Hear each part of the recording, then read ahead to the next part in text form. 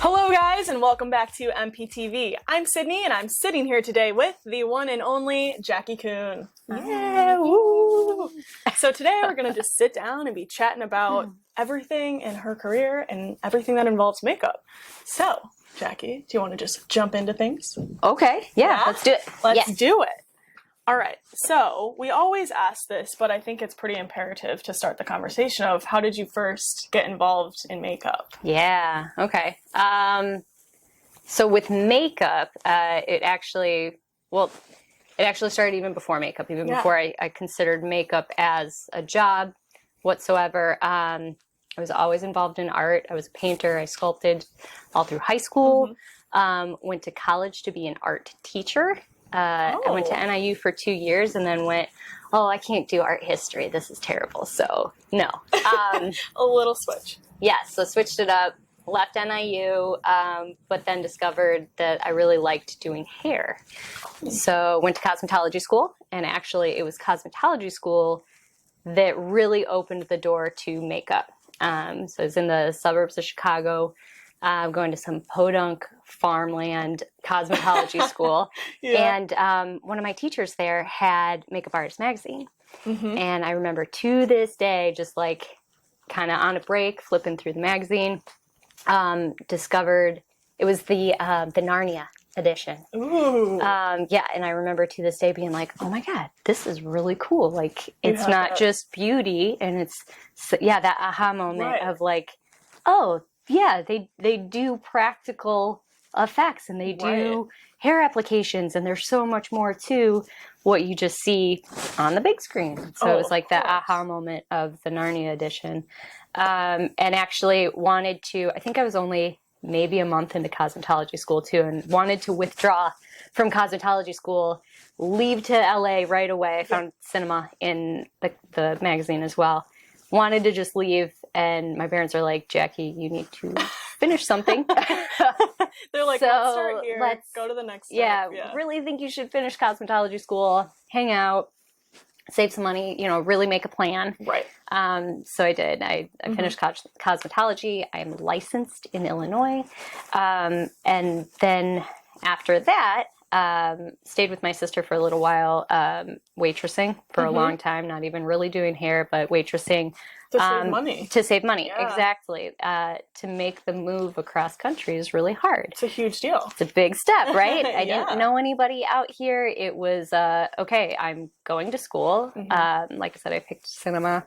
So you went to cinema in 2009. 2009, January 2009. I remember, like, first day of school. Yeah. January 3rd or 4th or something, 2009. I did the master program, which is a 15-week program, really fast. I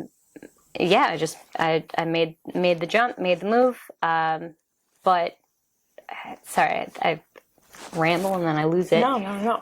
So what made you, though? You said you found it in the magazine. What kind of made you in your head go, I think that's the one I want to go to? I looked, so at the time I didn't really know like any other schools except for Savini, which was the wrong coast. I didn't want to be on that side. I wanted to move West Coast. Mud wasn't very big at the time. So it was really like either Joe Blasco or cinema. At that time, there really weren't a ton of options. There wasn't YouTube, so I couldn't do the self-teaching. It was not a lot of option, but at the same time, like I had a lot of pride in what they produced as far as special effects. And I got really excited about special effects because I already sculpted and I already did some painting, and I, with your art background. Right, with the art background, exactly. And then now that I had my cosmetology license, I then could segue in hair with it too. And, with the Narnia edition, there was hair laying and beards, and so all the things just kind of like... They morphed into one and kind of led you to cinema. Exactly. When you got there and your experience at the school, I feel like everyone goes in feeling nervous, right? Like you said, it's like your first day of school. Yeah. But coming out of it later, did you feel like, okay, this is definitely what I want to do. This is my path. It was 1,000% what I wanted to do, but it was a very fast program. So I kind of came out of it going... wait, what? Yeah. You know, You're like, now what's next? now, What's next? yeah, like the school is great because you can always go back and Lee Joyner was a great mentor. So I'd always go back to Lee and be like, okay, now what? Like, where do I go with things? But really, it's like after 15 weeks, you're technically a pro. Yeah. Go out and get a job and start finding productions and start getting the experience. Yes. So that was pretty major. But like I said, it was nice to be able to go back to the school and always have them as your kind of support system. Exactly. There. Yep. 100%. So because you have that feeling after, like, geez, what do I do now? What do you do now? Like, you got out of school and then what happened? I started waitressing again. Because you have to make money somehow. Because bills, yes, LA is expensive, especially compared to, again, it's the suburbs of Chicago. So it's like, you have the rural and then you have the farmland, and we were kind of this in between, and rent was really expensive out here. And I, put my foot down at where I was staying. Koreatown was a whole new world. Where, I wanted to make sure I was really safe. I was out here by myself. I was definitely the minority. So I was really adamant on where I was staying was really safe. But with that safety came a big bill. So went back to waitressing, worked in production a little bit. There was actually an intern at cinema that saw something in me, and she is doing amazing things now.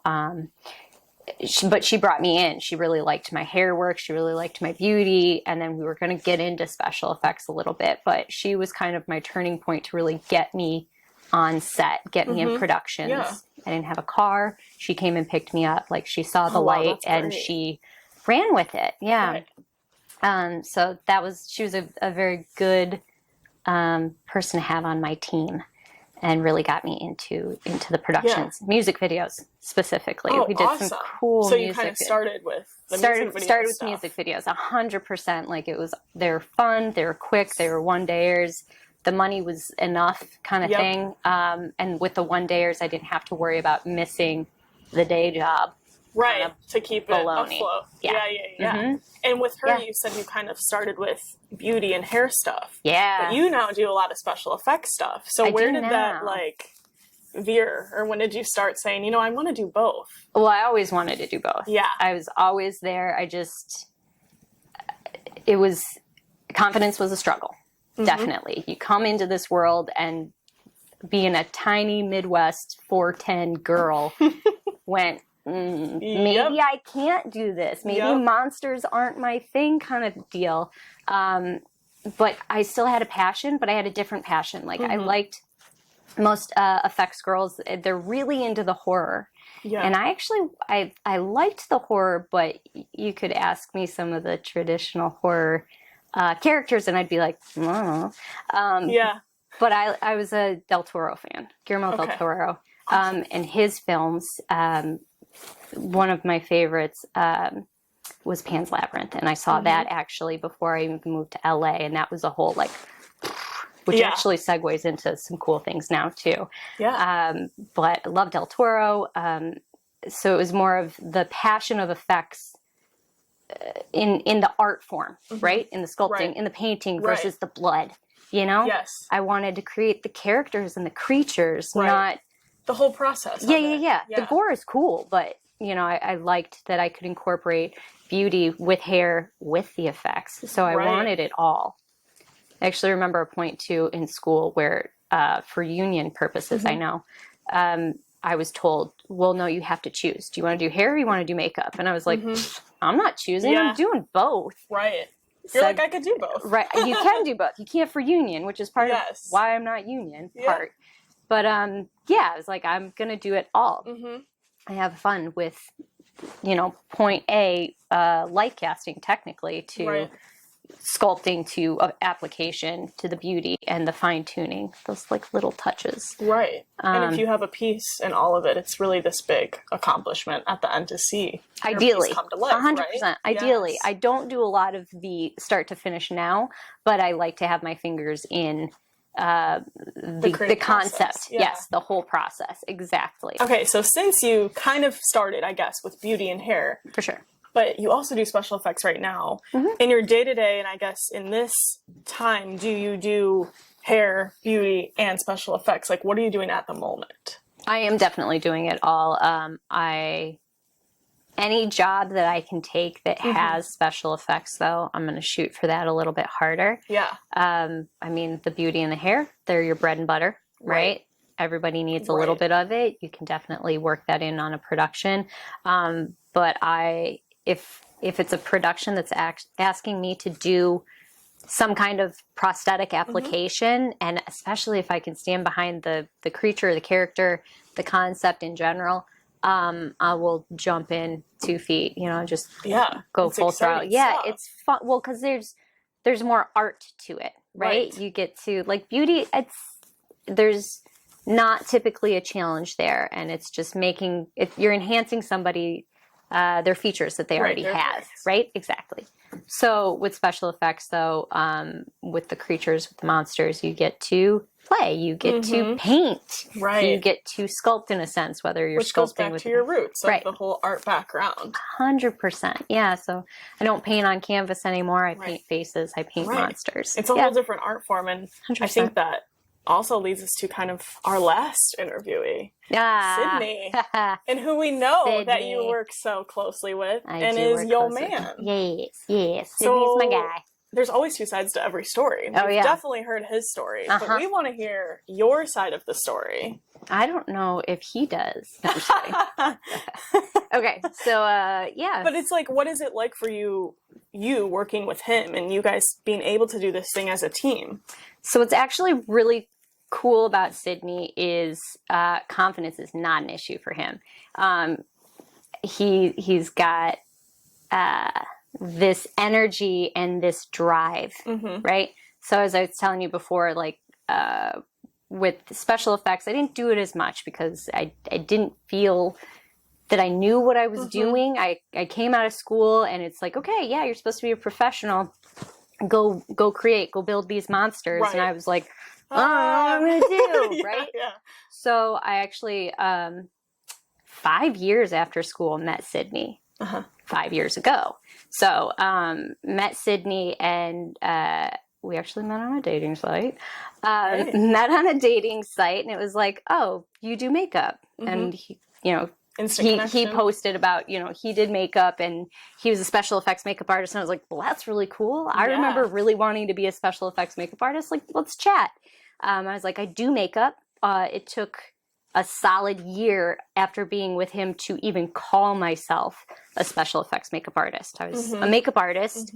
I liked special effects, but I was not a special effects makeup artist. Right. In the sense of like your confidence just kind of evolving. Well, yeah, it's giving yourself a title when you don't do those things. Just because you want to do those things doesn't mean that that's what you are.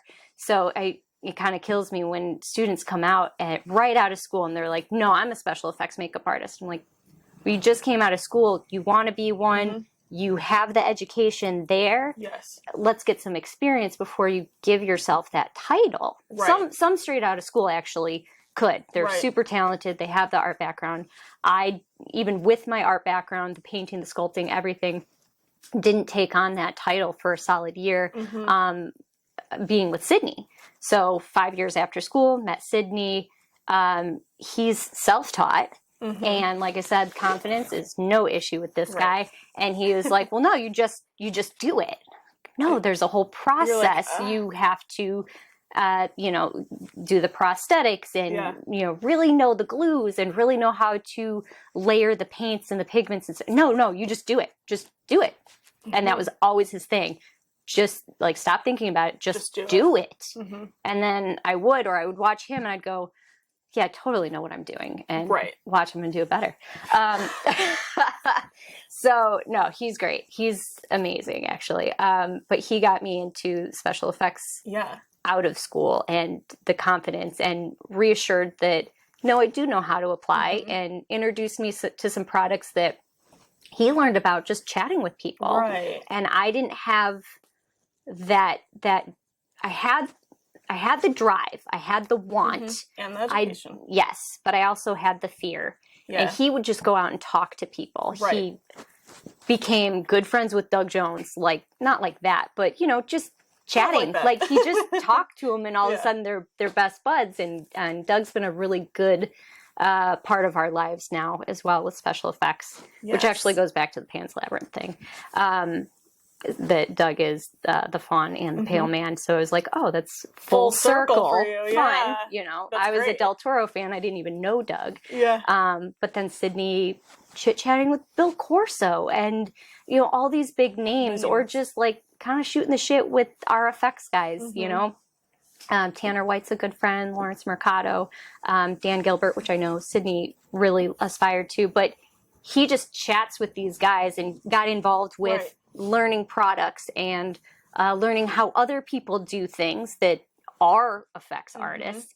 And then he kind of paved the way for me and showed me that all I needed to know was the experience of the product. Right. I had the knowledge of the application, how to blend, how to paint. Yeah. And being able to just take that step forward to create effects stuff. Right. You know? Because between the two of you, it's almost like you mesh to have this complete thing, which is great. Because when you are creating someone or this creature of some sort, and you have an assistant there, it's kind of like you guys are just playing off of each other. Yeah. And you know how you work with each other, which is great. great. 100%.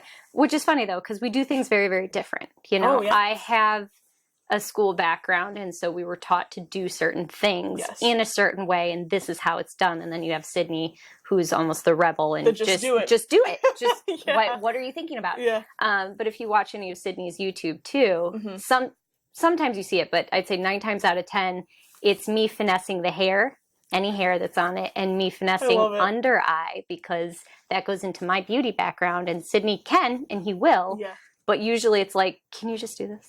You know, you do the under eye, like, I like how you do it, and I'm not afraid to get in close to a lash line, whereas he's a little more jittery, a little bit more timid. Yeah, timid. I wouldn't say jittery, but a little bit more timid, or he would just rather me do it. Right. So that's where we definitely get along with the effects. And sorry, I was I thought it was silent. Sorry. Where we do get along, when we are both involved in the concept, we clash a little bit, which is funny to me. It drives him bananas, but yeah, we clash because, you know, he's the just do it. I have a process. You have a plan in mind. Exactly. And I have an order of operation, and there's reason to it. So sometimes when he just jumps in full throttle, I'm like, well, hold on, because now I'm going to have to change how I'm going to do it. Or he does things great, but I was like, oh, I wouldn't have done it that way. So it's interesting to see it, but we're in the thick of doing a makeup. Right. So it does add a little bit of a clash. But what I do really love is letting him go, and then legit being the assistant, where I follow his lead. I keep his makeup station clean during applications. Make sure that he has the brushes that he needs accessible, clean. Yes. But then he'll turn to me and go, what do you think about this? What color should I use here? What does it need? And then we can help each other there. That team balance that you get. And he would do the same for you when you're leading one? I don't, yes, 100%. I don't like, when it's my concept, I don't like his hands on it. Because like I said, I have a process. I know how I'm doing things, or I'm just kind of BSing it. In you. To a point, you know, but I do roll with it, and then I can fix it. And I get frustrated when he does something that I then have to fix because it's out of what I was going to do, or what yes, exactly. What he is amazing at is things I can't reach, which is like all the cowls. We just did a makeup, or I did a makeup at Son of, and in the middle of the application, he's like, you going to paint the top of the head? And I was like, well, I can't see it. So I didn't see it wasn't done. So get in there. He did really well with that. He's good at centering prosthetics. And I think that's a bit of a reach thing for me, where he can step back and look at things and touch. If I step back and look at it, then I have to touch. So I can't get in on it. Yeah. He photographs so well, and he has a vision with the photos and the wardrobe. So when I do a makeup and I have a concept with the paint and the application, he can come in at the end and really like round it out to make it look really cool. There's a lot of times where I'll be like, man, this looks like garbage. And then Sydney will be like, no, you just need to do this with your light and do this with your wardrobe. And you think that wardrobe looks good, but it doesn't. Here, do my wardrobe. And he's always right. Or a specific lens. Like sometimes I'll pick a lens that just doesn't work. And the lens that he was saying the whole time to use, we put in and it's good. Great. So yeah, he's got a vision and I've got the paint. That's so great. the I love levels. that. It meshes really it does. It meshes. We end up complementing each other really well. Yeah, that's amazing. I know that you said, so working with him has led you to a lot of more of the special effects work, which is like what you were always wanting. Yes.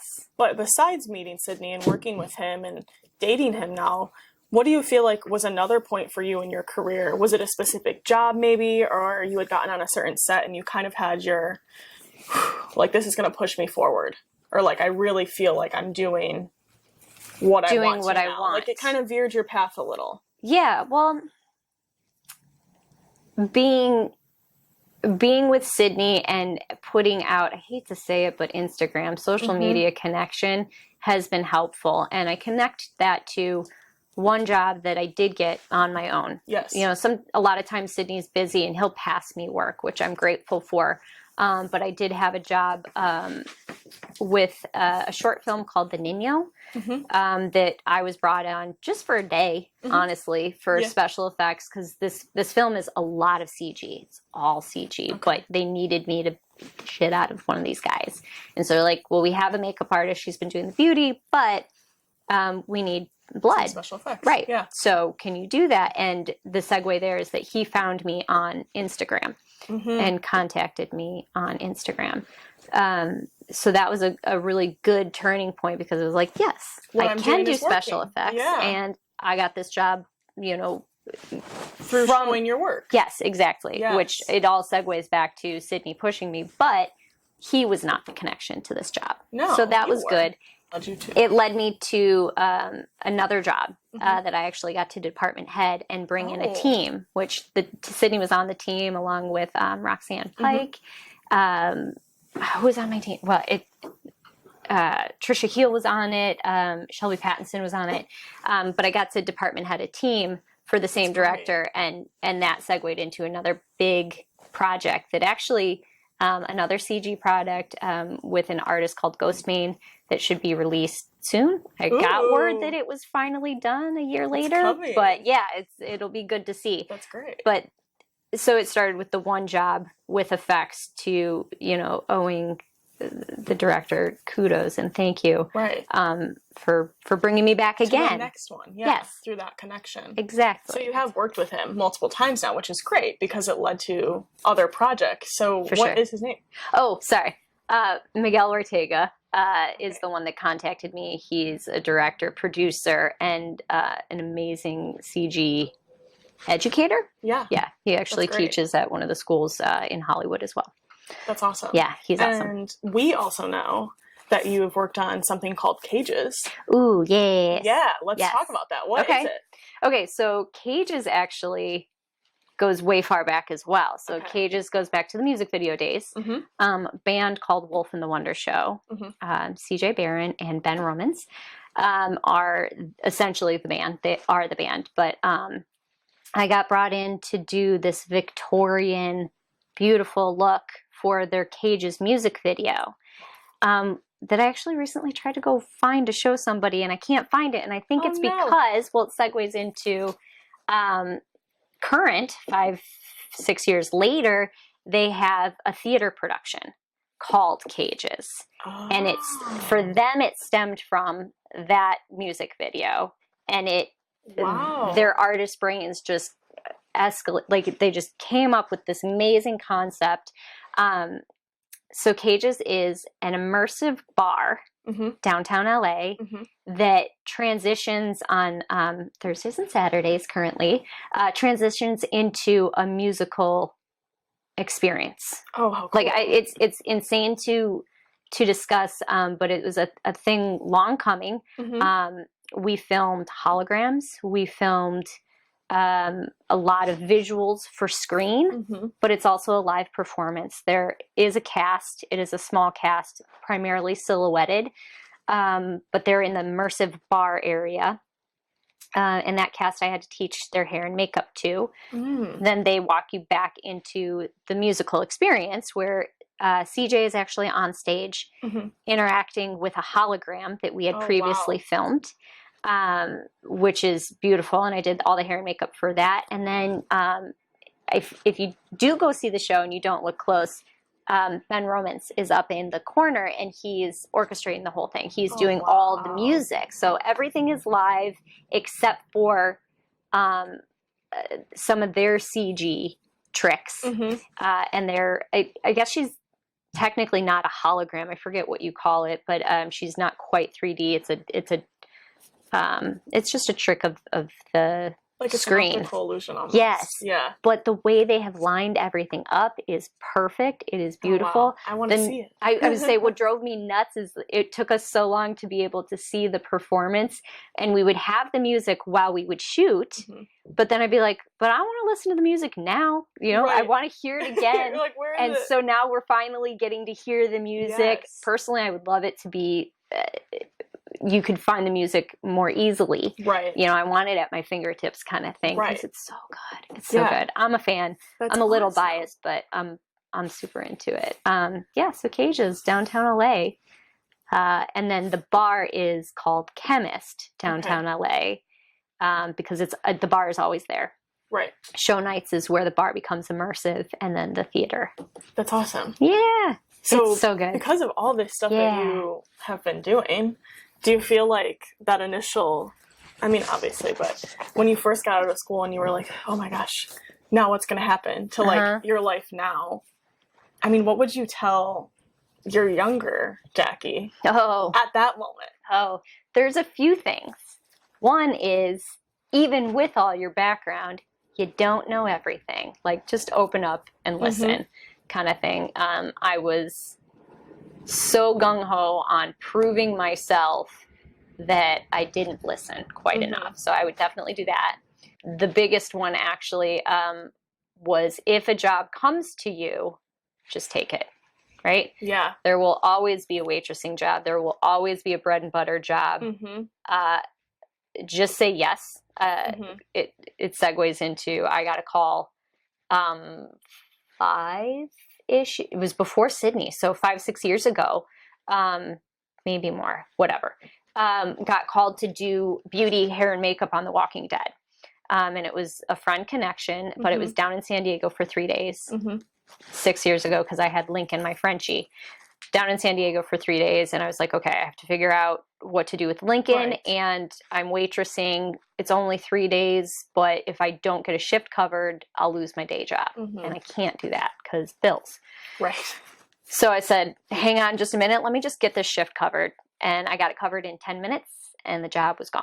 So it was in 10 minutes. Somebody else went, yup. And they figured their stuff out later. And I hesitated, and the fear kind of thing. And that was it. I haven't heard from him again. And it wasn't like you weren't quick to the draw. We're not calling you again. Just the opportunity. I missed the opportunity and watched it slip through my fingertips. So it's like, just say yes. Say yes and figure it out after. Say yes, figure it out. But say yes and definitely figure out everything later. Because if you say yes and you don't get it figured out and then you don't do the job, that's a shot in the foot. Right. Like, if you're going to say yes, but make sure you show up. Because I've heard of artists saying yes, and then they don't figure it out. And they don't show up to the job, or they show up and they're frazzled, and then there's a professionalism that just drops. It's lost. And then nobody wants to work with you. So you got to make sure that you actually, even when you're stressed, keep your cool. Yes. nobody's gonna know you're stressed. Everything's fine. Everything's okay. Yeah, that goes to our like fake it till you make it, but don't just fake it without knowing. Yes, Sydney talked about don't fake it till you make it, and I 1,000% agree that if you are going to literally just fake it, you're going to hurt somebody, and that is very, very true. I also believe in the if somebody asks you can do something, like, oh, Jackie, you can, I don't have an example. I was going to say blood rig, but that's a terrible example because I can't blood rig, and I'm awful at that. If they said, could you do hair? Obviously you can. Yeah. Okay, yeah, that's actually a good example because I wouldn't necessarily hurt somebody to be like, oh yeah, can you do this 1940s perfect finger wave, whatever. And actually, it is something that I do. I'm going to say yes, but even still, I reteach myself how to do some things. Before like just you to do it. Yeah, before I actually go in. I make sure that I cover all my bases so that I can be professional on set, so that I can be faster on set. Right. Do some practice runs kind of thing. So it is a yes, fake it, but teach yourself before you do it. Right. Or talk to people, talk to a mentor, talk to another artist, to make sure that, yes, you don't hurt somebody and you don't look like an ass. You don't look like, you don't look dumb by saying yes and then not producing. So, yes. Yeah. All right. So I know that you mentioned that Lee was a mentor of yours, but is there someone else that kind of pushed you or gave you that extra step? So Sydney does get a lot of credit, but then I'd also give some major credit to another good friend of mine too that's opened some doors, and anytime I'm hesitant on a lab question or an application, has been actually Roxanne Pike. It was crazy. We met on this like pop-up lab job where somebody said, oh, Jackie can paint, and I went in to paint, but the prosthetics hadn't been made yet. Oh. So I showed up and I was like, what am I painting? Well, Roxanne got pulled in on that same job, and, we kind of we ran with it. I was already there. So that's where I started to do some lab things, and I did some layups for them, to get some appliances that I could paint. So that's where our friendship started. And then she just became like a go-to. Like anytime I want to bring somebody solid that I can trust on a team, it's been Roxanne. She's your go-to. She's my go-to. Yeah. She does molds beautifully. So she's like the lab go-to girl. She helped me with some tattoo transfers. She helped me on that Ghost Main job. Her and Shelby actually brought me in for Undercover Boss, the celebrity edition. Oh, cool. So opened some major doors there where they kicked me in the tail and said, get your passport so you can go do some life casts. So at 33, I finally got my passport because I had to say no to doing, I missed out on doing Jules' life cast. All of us on the team had opportunities to go to travel and do live casts with either Roxanne or with Shelby. Okay. And it was like, well, who has a passport? And I was like, oh, I don't. And you're like, so have a passport. You should do that.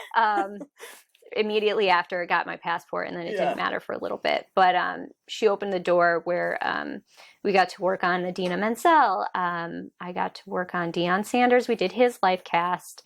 You got to meet some cool people that on my own, at this stage, I can't imagine that I would have met. Right. So Roxanne gets some kudos there. That's great. Yeah. And Shelby Pattinson gets kudos too, of course. Out of everything that we've kind of talked about and what we've discussed, I mean, obviously as an artist, you're always growing. Yeah. But thus far, what do you feel like is kind of your proudest moment, or something that you really stands out in your mind as like, oh, I loved that? Or I'm proud of myself for that. I'm proud of myself for that. A big achievement. I feel like even just seeing my name in a credit, so that goes back to the Nino, having my name in that credit was like, okay, cool. You did something. You did it. Right. It took a while, but you did. It's a big moment for an artist. It was a big moment, and then again, just being confident on set and dealing with higher end, not even higher end, but people that have been in the industry for a long time. So back to even music videos. Hannah Lux brought me on music videos way back in the day, and she was introducing me to Darius Rucker, and I had a moment where it's like was on a Darius Rucker music video, invited back to his trailer just to clean off his makeup. Still, it was like that, like okay, this is happening. Things are happening. We're doing stuff, and that's great, you know? So that was major. I'd say those were two pretty proud moments. I know that there's others. They're just... But those are standouts for you in your mind. Some of the first. Right. You know? First credit, first celebrity that I worked on or worked with. All right. So... I feel like this is something that everyone always kind of wants to know what's in artist kits that they love. Yeah. Or something that's like, ooh, I need that product. Yeah. For you, tell me 3 products that do that for you. Like your 3 go-tos, you can't live without them in your kit. For sure. One product I find that has been a lifesaver often, and I didn't come up with it or anything. I feel like it's becoming a makeup artist standard, is Opsite. It's basically it's a really thin tape that they use in medical for IVs. And I actually saw Erin McCash, I believe, was doing it on American Horror Story. They did like a little blurb, but they used it for edges of a bald cap, which I thought was really cool. I have yet to actually try it, but that is cool. It makes sense. But Sydney and I have used Opsite to tape ears back really clean. We've actually used it. Ears are a big one, actually. But anything under a prosthetic, to even adjust like an eyelid or do like a pull down, it just goes on really thin, really clean. It's not bulky, and it's got some really good stick power without hurting your model when you remove as well. So Opsite's a really big one. Yeah, that's great tip. Tool wise, having a really good airbrush is key. Having a compressor for that airbrush. So right now I have an Iwata that just was damaged. It rolled out of the back of my car. So I need a new compressor. So I have an Iwata compressor. And while I was working an effects lab job recently, I had like my basic Eclipse and Revolution, but I was doing pre-painting for film. And I needed to do fine veins. And although the Eclipse can get you some decent fine veins, I stole Sydney's Iwata, the HPCS. Okay, cool. And that sucker it's nice without breaking the bank too. I mean, you are looking at a pretty expensive tool, much more than the Revolution, than the Eclipse, but not the $800 options that they do have. So I like an airbrush personally. I think it goes on really clean. But I also like practical brushes. Right. And again, I'm a little bit biased because of Sydney. We really do love Delium tools. So Delium brushes in my effects kit is a must. Yeah, it's major. It's definitely major because they don't fall to pieces. They have enough of an option as far as sizes, and you have a range to get a full application. And the sets are good, and the little pouches, actually I use the pouches less for the brushes and more for like pigments or glues or my powder, the little stacks kind of thing. So I use their little multi-use. Right. They're like the actor bags. I use those constantly. That's great. Okay. So I use this for effects and for beauty. Is a mattifying cream. I actually like Brian Sipes' mattifying cream. Works really, really well. I use it on my men's grooming. The Cryoline one is good for the beauty actually too, to matte down your guys, or if you added too much shine to a monster makeup, you can actually counteract it. So definitely having a mattifying cream is very nice. Yes. So those are 3 good products. Mel's Packs, actually. So there's a segue to legit. Mel's Packs is really good. In the sense of, you hear all the time, don't put packs on the skin, right? Yeah. More so than not, you hear not to do that. But then sometimes like finding the exact opacity and application in an aqua color to match it or an alcohol color to match it is hard, or It's you just tough. don't have it, or you just forgot to like think that far, which I've done. I've actually prepped for a prosthetic and then didn't consider my actor's natural skin that would show because wardrobe didn't cover it. So actually Mel's Pax works really well with that because unlike a homemade Pax, it doesn't stick to the skin. You know, it does give a little bit of like a wrinkle effect if you put it on too thick. But I don't know if you see any of the demos that I do on Sydney. Oh, of course. Luckily, he's bald, but I'll go from prosthetic with the Pax through the back of his head and down his neck, and oftentimes on the hands too, because it removes well with either isopropyl myrcete, or honestly, a hot bath. You steam it off, and with a washcloth, at least for us, it rolls off pretty well. And I say pretty well just because it depends on the person's skin. If you have drier skin, it's going to want to cling a little bit more. But homemade Pax, oh, it's impossible. You're never getting it off. So don't put homemade Pax on the skin. And I've actually been called out on that on set before, where they're like, "Wait, you're putting Pax on the skin? Don't." And I'm like, "Well, I'm not using aqua colors. My alcohol pigments are too translucent. I need to make this blend. I need to make this match." Right. And I like the marble effect that I can get with the opacity or the translucency. Exactly. So yeah, I am going to put it on the skin and then watch me take it off. You're fine. All good. It's going to be okay. It's okay. Yeah. So do you have any secret inside tips that you want to give to our MPTV viewers? Tips, tricks, techniques? It actually is less of an application trick. Yeah. But it's also something that I've had to learn as well. I did fine with it with the beauty and the hair, but then learned it with the effects, is that when you have an actor in your chair and you're nervous and you're fumbly, they're going to get nervous. They're not going to trust you. They're not going to let you do what you need to do. So even if you are nervous, or you're like, shoot, I've only done this one time before, you need to go in with confidence and that calm.